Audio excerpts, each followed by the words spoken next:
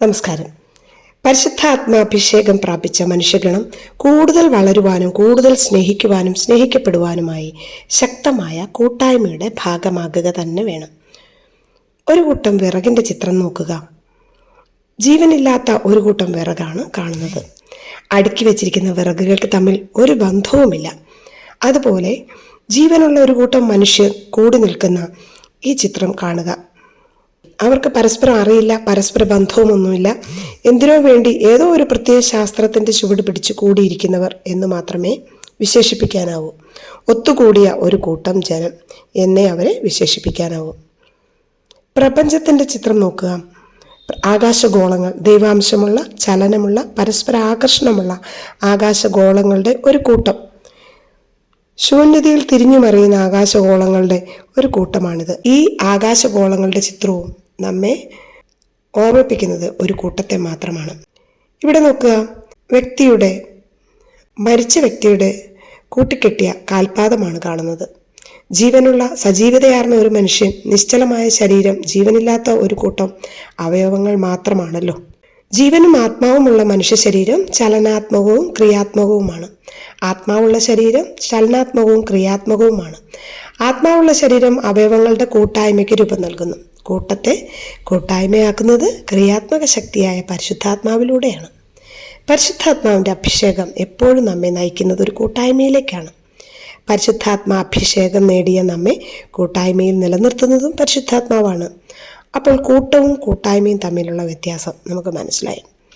ഏകീകരണത്തിൻ്റെ ആത്മാവായ പരിശുദ്ധാത്മാവിൻ്റെ നിറവ് അനുഭവിക്കുന്നവരുടെ ഹൃദയം ദൈവസ്നേഹത്താൽ നിറയുന്നു.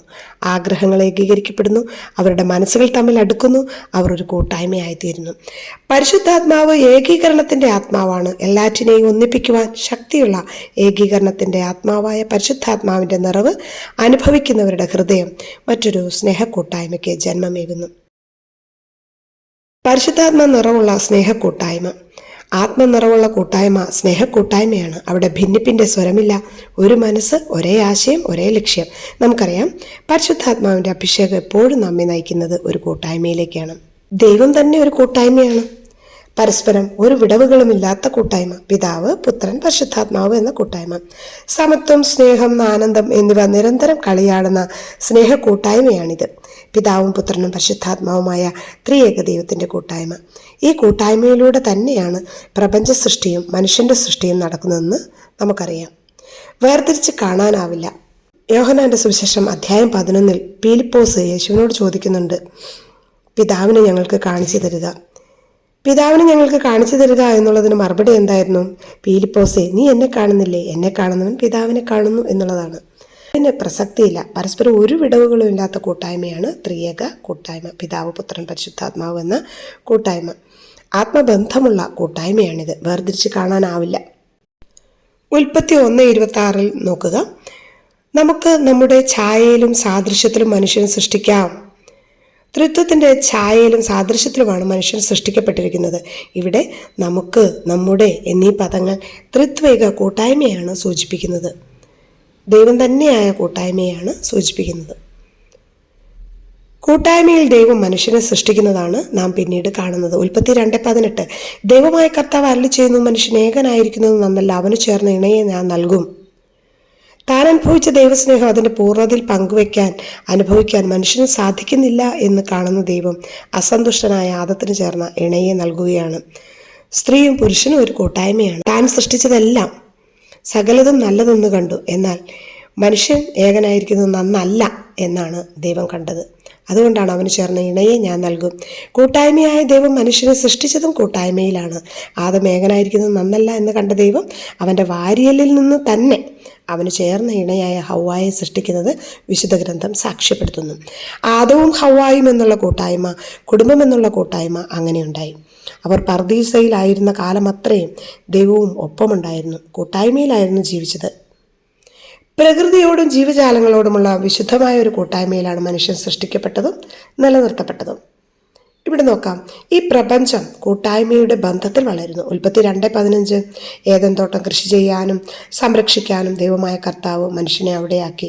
മനുഷ്യന് വേണ്ടതെല്ലാം ആദ്യം അവിടുന്ന് സൃഷ്ടിച്ചു. ഉൽപ്പത്തി 2:19 ദൈവം സൃഷ്ടിച്ച എല്ലാ ജീവികളെയും മനുഷ്യൻ്റെ മുമ്പിൽ കൊണ്ടുവരുന്നു. അവൻ വിളിച്ചവ അവയ്ക്ക് പേരുകളായി തീരുകയും ചെയ്തു.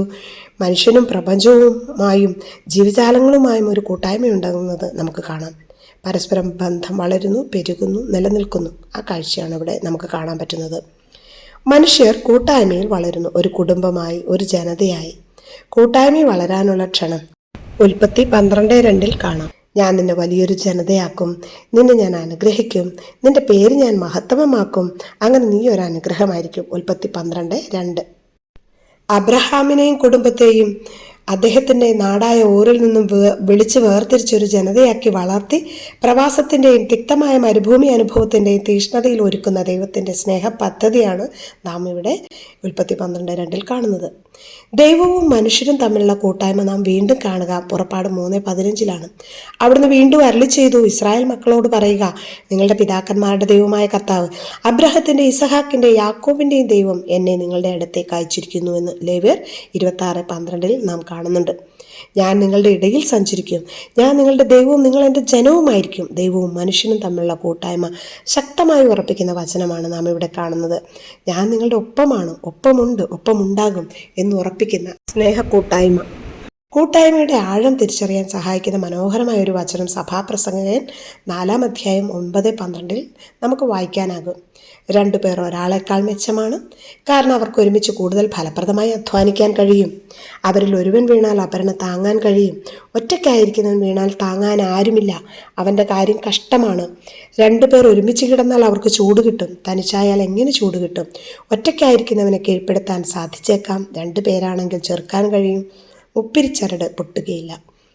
കൂട്ടായ്മയുടെ ആത്യന്തികമായ നന്മ വെളിവാക്കുന്ന സുന്ദരമായ വചനമാണിത്. പ്രിയപ്പെട്ടവരെ, 4 തരം കൂട്ടായ്മകളാണ് നാം ഇതിനോടകം കണ്ടു കഴിഞ്ഞത്. 4 തരം കൂട്ടായ്മകളുടെ ഭാഗമായി തീരുന്ന മനുഷ്യൻ, അതായത് ദൈവവും മനുഷ്യനുമായുള്ള ബന്ധത്തിൻ്റെ കൂട്ടായ്മ, മനുഷ്യനും ജീവജാലങ്ങളുമായിട്ടുള്ള കൂട്ടായ്മ, മനുഷ്യനും മനുഷ്യനുമായുള്ള കൂട്ടായ്മ, മനുഷ്യനും സൃഷ്ടപ്രപഞ്ചവുമായുള്ള കൂട്ടായ്മ. ഇങ്ങനെ ദൈവവും മനുഷ്യനുമായുള്ള ബന്ധത്തിൻ്റെ ഏറ്റവും മനോഹരമായ കൂട്ടായ്മ നാം കണ്ടെത്തുന്നത് തിരുക്കുടുംബത്തിലാണ്. മുപ്പിരിച്ചരട് ദാമ്പത്യത്തിലെ അപൂർണതകൾ പൂർണ്ണമാക്കുന്ന ദൈവിക സാന്നിധ്യമാണെന്ന് നമുക്ക് മനസ്സിലാക്കി തരും ഈ തിരുക്കുടുംബ കൂട്ടായ്മ. ഈശോയുടെ ഭൂമിയിലെ തിരുക്കുടുംബ കൂട്ടായ്മ, പരിശുദ്ധ അമ്മയും വിശുദ്ധ യോസേപ്പ് പിതാവും ചേർന്ന തിരുക്കുടുംബം. ഈ കുടുംബത്തിലാണ് ദൈവപുത്രനായ ഈശോ വന്നു പിറക്കുന്നത്.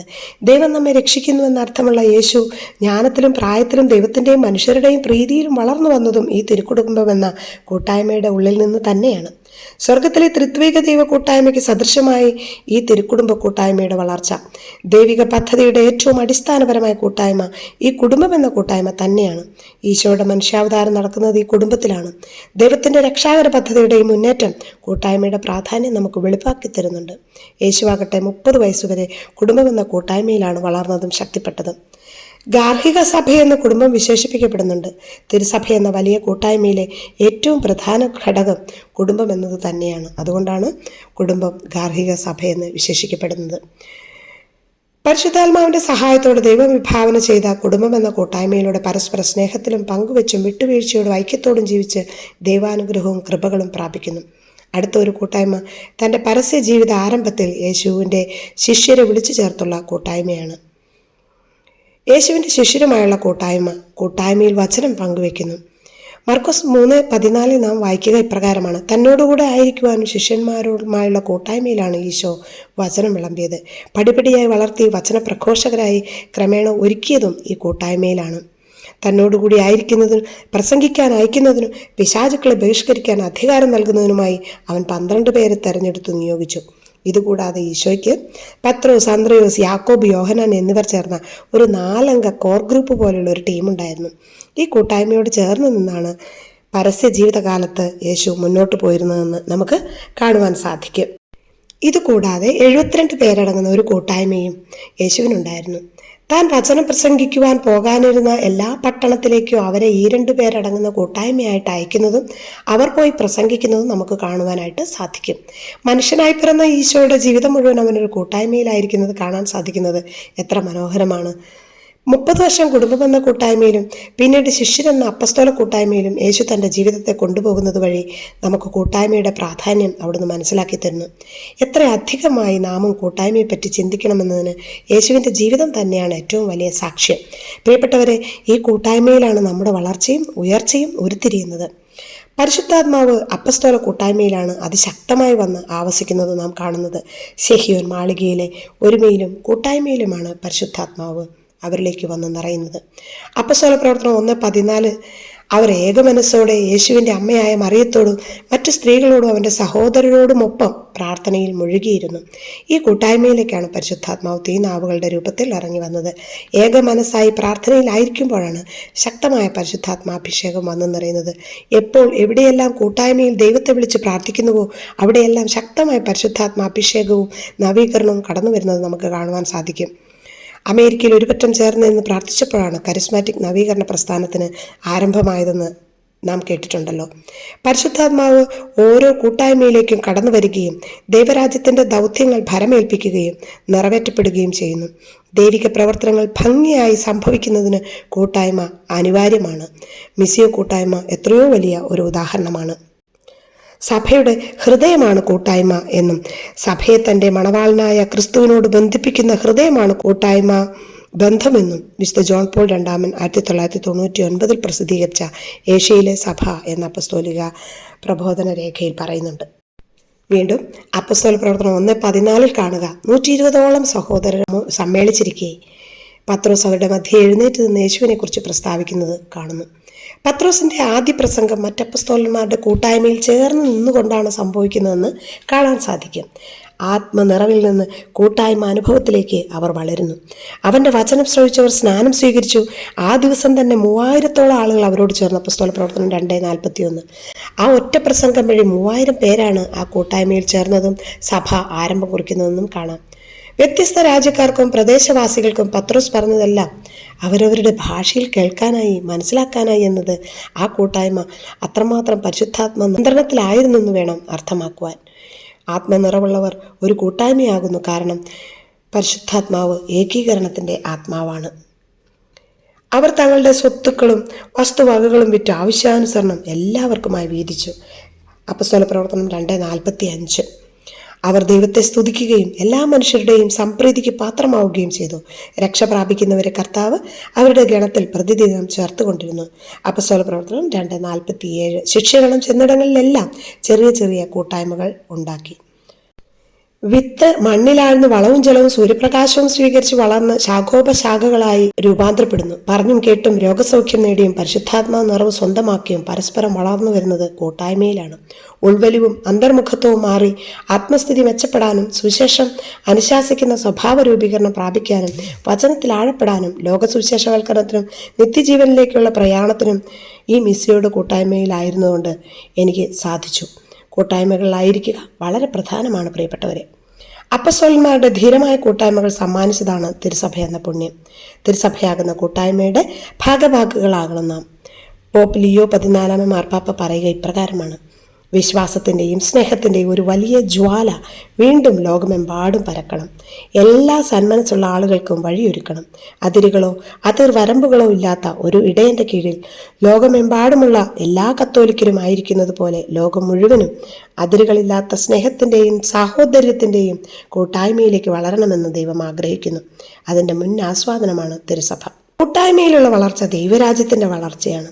അവർ അപ്പസ്തോലന്മാരുടെ പ്രബോധനം, കൂട്ടായ്മ, അപ്പം മുറിക്കൽ, പ്രാർത്ഥന എന്നിവയിൽ സദാ താല്പര്യപൂർവ്വം പങ്കുചേർന്നു. അപ്പസ്തോല പ്രവർത്തനം 2:42. വിശ്വസിച്ചവർ എല്ലാവരും ഒറ്റ സമൂഹമാവുകയും തങ്ങൾക്കുണ്ടായിരുന്നെല്ലാം പൊതുവായി കരുതുകയും ചെയ്തു. അപ്പസ്തോല പ്രവർത്തനം 2:44 പറയുക പ്രകാരമാണ്. കൂട്ടായ്മയുടെ ഒരു ബലമാണ് ഇവിടെ സൂചിപ്പിക്കുന്നത്. ത്രിത്വത്തിൻ്റെ കൂട്ടായ്മയിൽ നിന്ന് ഐക്യപ്പെട്ട് തിരുക്കുടുംബ കൂട്ടായ്മയിൽ ജീവിച്ച് ശിഷ്യരുടെ കൂട്ടായ്മ രൂപീകരിച്ച് തൻ്റെ ചങ്കിൽ നിന്നൊഴുകിയ രക്തത്താൽ തൻ്റെ പ്രിയ ശിഷ്യരിലൂടെ ലോകം മുഴുവനും രൂപപ്പെടുത്തിയ തിരുസഭ കൂട്ടായ്മ, ആ കൂട്ടായ്മയിലായിരിക്കുക എന്നുള്ളത്, അതിലായിരുന്നു കൊണ്ട് യേശുവിനെ മറ്റുള്ളവരിലേക്ക് എത്തിക്കുക എന്നുള്ളതും പ്രധാനപ്പെട്ടതാണ്. ആദിമ ക്രൈസ്തവരെ പോലെ എല്ലാം പൊതുവായി കരുതുന്ന ഒരു കാലത്തിനായി നമുക്ക് കാത്തിരിക്കാം. യഥാർത്ഥ സഭാ കൂട്ടായ്മ അതിനുവേണ്ടിയാണല്ലോ സഭ ഭൂമിയിലായിരിക്കുന്നത് തന്നെ. കൂട്ടായ്മയിലുള്ള വളർച്ച ദൈവരാജ്യത്തിൻ്റെ വളർച്ചയാണെന്ന് നാം കണ്ടുകൊണ്ടിരിക്കുകയാണ്. അവർ ഏക മനസ്സോടെ താല്പര്യപൂർവ്വം അനുദിനം ദേവാലയത്തിൽ ഒന്നിച്ചു കൂടുകയും ഭവനം തോർപ്പം മുറിക്കുകയും ഹൃദയ ലാളിത്യത്തോടും ആഹ്ലാദത്തോടും കൂടെ ഭക്ഷണത്തിൽ പങ്കുചേരുകയും ചെയ്തിരുന്നു. അപ്പോസ്തല പ്രവർത്തനം 2:46. കൂട്ടായ്മയിൽ എന്ത് സംഭവിക്കുന്നു? ഏക മനസ്സാകുന്നു, സ്നേഹം വളരുന്നു. സ്നേഹവും ഊഷ്മളതയും വളരുന്നത് കൂട്ടായ്മയുടെ ആത്മാർത്ഥതയിലാണ്.